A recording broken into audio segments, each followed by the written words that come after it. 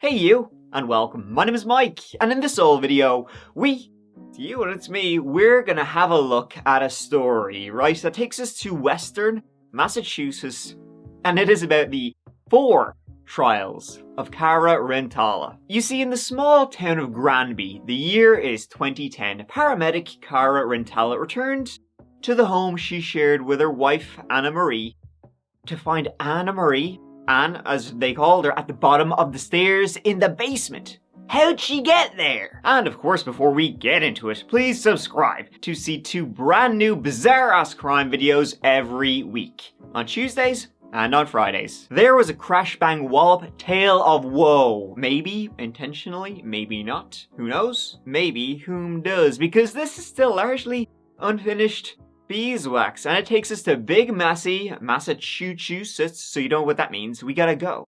And with that, let's add an extra O there. Let's give it a give.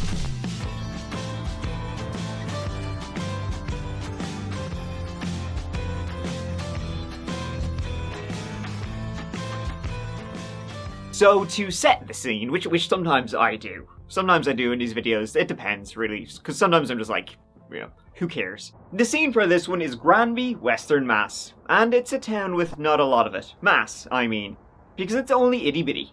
Home to approximately 6,000 people, it sits northeast of Springfield, and it's pretty rural. If trees, grass, so forth and so on were your thing, well, wouldn't you just love it? Generally, though, people like, this quiet place, and it's best known for absolutely nothing. It's a village with not much to say about it, so I won't say a lot about it. Swiftly moving on. On the southwestern side of town, on Barton Street, that's where we're going, because that is where Cara Rintala and her wife, Annamarie Cochran, lived, with their adopted daughter, Brianna. And so, to begin, at approximately 3 p.m. on March 29th, 2010, Cara Rintala and her 2-year-old daughter Brianna, they were driving into town, into Granby, to pick up a few bits and bobs, yourself, and in the suburbs of Springfield, they were going to pick up some food, they had a little bit of shopping to do, the usual shite. It was a dirty old day, a wetty in springtime, and they were driving to the mall. While there, Cara texted wifey back home, a few times. She didn't get no response, though. She had a few places to stop off at that evening, and Cara began texting more frequently, before finally calling Annamarie to check if everything was okay. She was getting worried. She would leave numerous voicemails. Are we Burger King? Call, please, please, please. We are still driving. Love you, bye. She eventually made it back home around 7 p.m. and she went inside her home to check. Everything good? No. Next thing you know, she was banging on the neighbor's door, giving Brianna to them and saying, call 911, and she was in the basement. 911, the Central Court, what's your emergency? Hi, my neighbor just came over. She was pretty distraught when she come over here with the baby. She said the other one was down in the basement, but she didn't say much. Possible, maybe a domestic.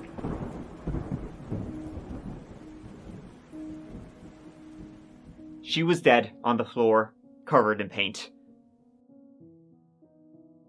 Annamarie Cochran Rintala grew up in nearby Springfield, born in 1972 to William and Lucy. Anne, she was someone who was feisty and fun-loving. Live, laugh, love was, unironically, if you can believe that, her motto. That's how she loved and laughed her life. She was, all about it. She was out there. She took that bull called life by the horns, and then what are you supposed to do with it then? Annamarie knew when she was young that she was attracted to other women, and in 2002, she met Cara Rintala, 7 years older than herself.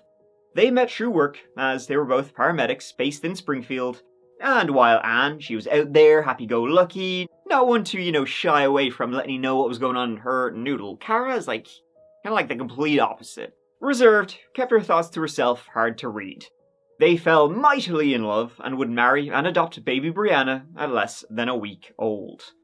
And so they were this happy little family, living in the rural countryside until 29th of March 2010 came around and was found at the bottom of the basement. How did she get there? Was it a tragic accident? If it was, would I be making this video? But why was she covered in paint? Police arrived at about 7:20 and found Cara with Anne, cradling her on her lap. There were two colours standing out, red and white. Blood was pooling, and also white paint covered the floor and Anne's body. Anne had several cuts to her head. There was a large amount of blood, and she was cold, like she'd been lying on the floor for some time. Rigor mortis was already setting in. Now, your first thought is, she trips down the stairs, she hits a bucket of paint, that's your blood and your paint everywhere, right there, right? Mystery solved. Not quite. Some parts of the paint were dry, some parts of the paint were wet, as if there was a spill, then more spill, as if the paint didn't get everywhere at the same time. Anne also had rigor mortis, which only sets in after you've been dead, for a couple of hours, and it gradually sets in over time. But by how rigor mortis is, her body was, and the paint not being that dry, it seemed like she died and the paint were spilled at different times. And just by the positioning of the paint can and by the positioning of Anne's body, it didn't seem like, this is like, whoops, take a tumble, like Looney Tunes down the stairs.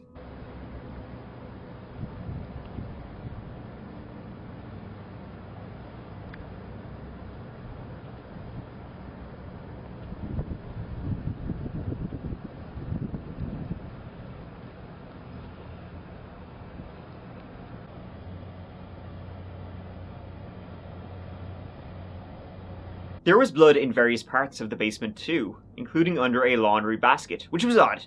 It looked staged, to be honest. I mean, you can see even in this picture, droplets of blood, as if from a high-impact injury. We were talking, she gave me coffee. She's like, can you just go to the mall or whatever? That's all I can think of, It's a little migraine. See you later, And here we are. When Cara was questioned, she said that day was as normal as heck and heck. And she worked the night shift, but she arrived home, around 8 p.m.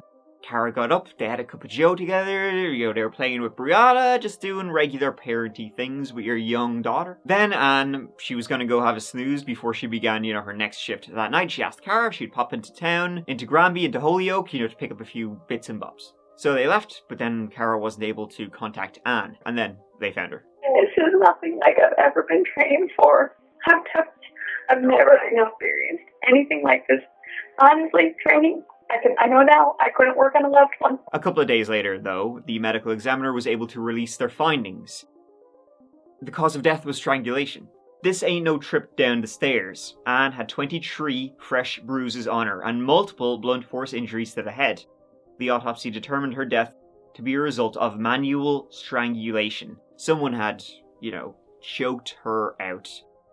Would have taken about 4 minutes with the amount of pressure that was on her neck. Now, with a homicide on their hands, the police investigators began to look very closely. They got the binoculars out and began to examine the marriage between Cara and Anne, and it wasn't all it was cracked up to be at all. From the beginning of their marriage, there was strife, stemming from Anne's love of credit card debt.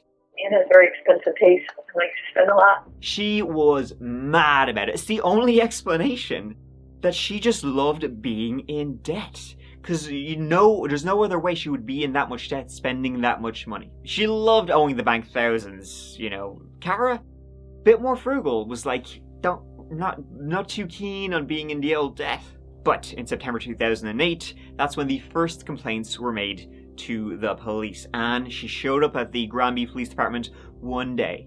She was saying Cara had been physically abusive towards her. Cara was arrested. She was charged with abuse, with battery, but Anne dropped the charges later on. Then 8 months after that, a 911 call was made from the Cochran Rintala home, right? The operator, there's nobody on the line, but the operator could just hear two women screaming. When police arrived to their house, both Cara and Anne were like, yeah, no, it's all good in the hood, we're just chilling.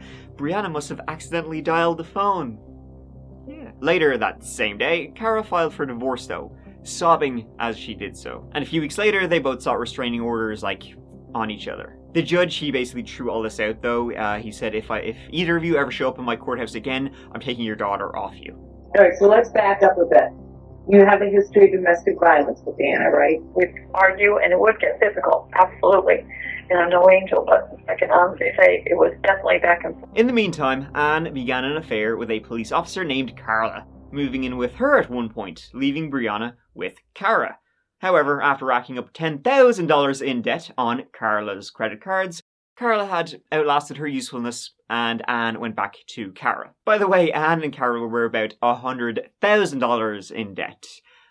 Nice chunk of cha-ching. You really must enjoy being in debt and using your credit cards and overdrafts and that kind of stuff, because that doesn't exactly happen by accident. And this wasn't, $100,000 in debt as in a mortgage or like healthcare bills or something like this. This is buying just regular L shite. How the bank did not cut them off, I do not know. Then in 2010, both Anne and Cara began shooting the shit with guys they knew. Now, they were both like lesbians, so it wasn't like a sexual relationship, but it was definitely an emotional relationship. Cara had her good friend Mike. They would grab beers together. Anne was not too happy when she found out that her wife was grabbing beers with a guy. It is becoming very clear how you feel about me. I don't like feeling this way. You are my wife. I hate the relationship we have.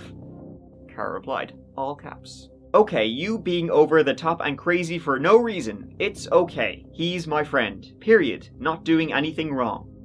Anne, you are rude. I'm gonna leave. You don't give a shit. You are rude and disrespectful. She was so mad. I don't trust you. You do things behind my back. I'm like, but it's Mike. I feel like I've been triggered by talking about our past stuff that we have agreed to, be together and move on and put our terrible bad past behind us. In the meantime, though, Anne was thirstily texting a colleague from work named Mark. So it was like, pot meat kettle. They'd gotten close over the years, and they would arrange their shifts so they could work together. They were so close, Mark, like an idiot, took out a credit card, gave it to Anne, saying, here you go, here's credit card. That was $7,000 in debt. Thanks, Mark. And so, even though the police, they looked into Mark, they looked into Carla, it was kind of more of a formality because all roads led directly back to Cara. What do you think happened? I don't know. I want to say, if I had to guess, I said she fell down the stairs. It's my guess. She tripped on the stupid shoes. We have our shoes all the way down there. She had answers. I wish. Yeah. In October 2011, a year and a half after Annamarie Cochran Rintala's murder at the bottom of the stairs, Cara Rintala was living in Rhode Island with her parents and with Brianna when she was arrested. After 18 months of thorough investigation, the Northwestern District Attorney says he knows who killed Annamarie Rintala, her wife. And without a doubt, there was only one course that our office would take. That Cara Rintala is responsible for the death of her partner, Annamarie. Did assault and beat Annamarie Rintala with the intent to murder her, and by such assault and beating did murder said person. How do you plead to this indictment? I ask for not guilty plea to be entered on that, Your Honor. She was charged with first-degree murder. She was in fact the first woman in Massachusetts history to be charged with the murder of her wife. So congratulations, Cara, on that one. But, so kind of from how the story started to here, pretty straightforward. From here on outwards, it is not straightforward at all. And so began trial number 1. Jurors heard opening arguments today in the state's first murder case ever involving a same-sex married couple. 22 News reporter Julie McDonald was in court to hear allegations of the couple's fights, financial troubles, and suspicions of infidelity. This homicide did not occur out of the blue. Prosecutor Stephen Gagne painted a picture Wednesday of a turbulent marriage between Cara Rintala and her wife, Annamarie Cochran. The couple was drowning in $95,000 of credit card and auto loan debt. There were restraining orders, divorce filings, and multiple calls to Granby police during their 2.5-year marriage. Cara Lee Rintala was charged with assault and battery. She was booked, and she was arrested. The prosecution was running with the abusive relationship on both sides, the numerous 911 calls, restraining orders, the spending, the cheating, emotional cheating. Quote, today I've reached all that I can take. And this is with 9 months more still to go before the murder happened. All that. And never uncharacteristically, replied to a text Mark sent to her at around 2 p.m. Mark was saying that his sister was very sick, and never replied, which was kind of weird that she didn't reply because, she was so close with him. Then Cara says she left at 3 p.m. out for a bit of an L drive in her truck. In the back of the truck was a laundry basket and a red bag. They somehow disappeared, which the prosecution said likely contained blood evidence, clothing and the like. A bloody rag was found in a McDonald's bin where Cara had been. She decides to get out of her truck in a pouring rainstorm, walk over to the farthest most trash receptacle in McDonald's, dispose of 3 cleaning rags, and drive away. The prosecution said that Cara killed her wife Anne, then she went out on a drive shopping. She texted Annamarie's phone as a ruse to cover up where she had gone. Anne, from the way her body was, likely had been killed between 12 p.m. and 2 p.m. Cara would have been in the house before she drove off. So, there you have it. Circumstantial, but clean cut. The trial lasted 2 weeks, at the end of which, well, the defense had an argument too. You can't prove the truth of something if it's simply not true. You can pick up these little pieces that Mr. Gagne has made reference to, and you can try to pile them on top of each other to reach the conclusion that you want drawn. But it's a house of cards. A puff of wind blows it all away. The defense had another medical examiner who said Anne died between 2:30 and 5:20 p.m. when Cara was likely out of the house. The bloody rag found in McDonald's was also so degraded it was impossible to say whose blood it was, or even if the blood was human. I have no idea what the source of the DNA on that rag is. They questioned Mark, who not only lied about where he was on the day Annamarie died, allegedly he was also so obsessed with his just good friend at work that when Anne died, he took her sleeping bag, Anne's sleeping bag, brought it to the house he shared with his wife and kids, and slept in it for 2 months after she died. Totally normal behavior. He first said that the day Anne died, he'd been at home with his family. Then he changed it to he'd gone shopping for furniture with his family. Then he changed it later again to he had just gone shopping alone. And he had bought cat litter for his cat. I hope not for him. Cat hairs were found on Anne's body, and Anne, or Cara, did not have a cat. The defense argued beyond reasonable doubt Cara Rintala killed her, me bollocks. The jury deliberated for days before declaring they were deadlocked, and it was declared a mistrial. In 2014, the second trial took place. The jury in the murder retrial of Cara Rintala in Northampton deliberated for its second full day today without reaching a decision. The jury began deliberations after closing arguments were completed Tuesday. Rintala is accused of murdering her wife in their Granby home in 2010. Her first trial ended last March when the judge declared a mistrial after the jury failed to reach a unanimous decision. Deliberations will resume tomorrow. The result, the same. Hung jury, if you can believe that.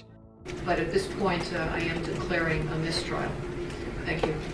Judge Mary Lou Roof has declared a mistrial in the second murder trial of Cara Rintala. It just happened. In 2016, Cara went on trial for a third time. This case, ladies and gentlemen, is about unconscious bias. A mindset that caused the investigators and the experts to focus on one theory, one person, and to ignore everything that didn't fit, sometimes going to frankly ridiculous extremes to do so. The prosecution were determined to see this job all the way through. If she was the first woman to go on trial for killing her wife in Massachusetts history, they wanted to make sure they got a guilty verdict. So they went with essentially the same argument. This marriage had gone to shite, and the one day, they'd gotten into an argument. Anne, she either tripped down the stairs or Cara pushed her, and then when she was lying at the bottom of the stairs, choked her, strangled her to death, used paint to try and muddle up the scene, cover up evidence. Before the paramedics and the police arrive, she makes one final desperate attempt at covering up. She picks up that container of paint. She pours that paint. This time, the prosecution also called a paint expert, if you can believe that. How do I get that job? Who could, who's going to be his expertise? Is going to be used to determine, I don't know, paint. How the paint was. Well, so the type of paint it was is white paint, but like it's when it's wet, it's pink, and then it dries into white. And from the spillage and how dry and wet different parts of it are, I guess the idea was he could figure out when the paint had been left there. This will come back. How stupid it is. The defense once again took aim at Mark. They took aim at Carla this time too. Anne's one-time girlfriend. She said she was in the gym all day, and CCTV supported that, except a bank receipt from a bank near Granby did not. Well, I guess third time's a charm, because at the end of her third trial, Cara Rintala was found guilty of murder. A dramatic ending to Cara Rintala's third murder trial. The jury deliberated for 4 days and late this afternoon delivered a unanimous decision that Cara Rintala killed her wife in their Granby home in 2010 with malice of forethought and extreme atrocity. Is she not guilty? Guilty of murder in the first degree, guilty of murder in the second degree, or guilty of voluntary manslaughter? She's guilty of murder in the first degree. Rintala shouted out in frustration and asked the courtroom, "What about my daughter?" Rintala will be sentenced on Wednesday at 2 o'clock. Under Massachusetts law, a first-degree murder conviction carries a mandatory sentence of life in prison with no parole. Rintala was sentenced to live the rest of her natural life in prison at MCI Framingham. The fact that Cara initially found Anne at the bottom of the stairs, she ran to the neighbours before checking on her, convinced the jury. The paint convinced the jury. Cara was sentenced to life without parole.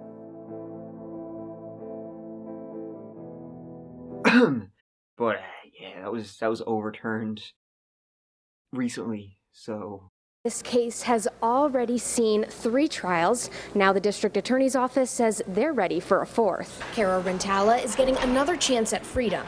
On Monday, the state's highest court threw out her conviction for killing her wife, Annamarie, in their Granby home in 2010. The court ruled that the trial judge should not have allowed the testimony of an expert witness called by the prosecution. That expert had testified about paint found on the victim's body in the floor, with the prosecution arguing that it was relevant to the timeline of the homicide. The SJC disagreed and the conviction was vacated. In 2021, the courts ruled she should get a new 4th trial. The paint. Yeah. The court ruled the paint expert was no such thing. Unsurprisingly. This so-called paint expert was allowed to testify that the paint had been spilled within 30 minutes of first responders arriving there. In this case, the way in which the expert did his own experiments was simply not reliable. It was not based on the scientific method. So now, Cara Rintala will get a 4th trial in September 2023. My God. And so that is not the end of this old one. It is still ongoing. They are pretty determined to put her away. I mean, fuck, after this stage, you think you'd just be like, oh, let's just leave it. Let sleeping dogs lie. 13 years after the fact, but I guess here, if it was my family member, if the victim was my family member, I'd probably want to see this truth to the very bitter end. Did Cara do it? Push her wife down the stairs and slowly suffocate her to death? I don't know. The evidence the whole story kind of likely points in Cara's direction, but we've also seen in stories before that the evidence can sometimes point in the wrong direction. Who knows? Cara does, I guess. But when it comes to the end of trial number 4, will the jury believe her?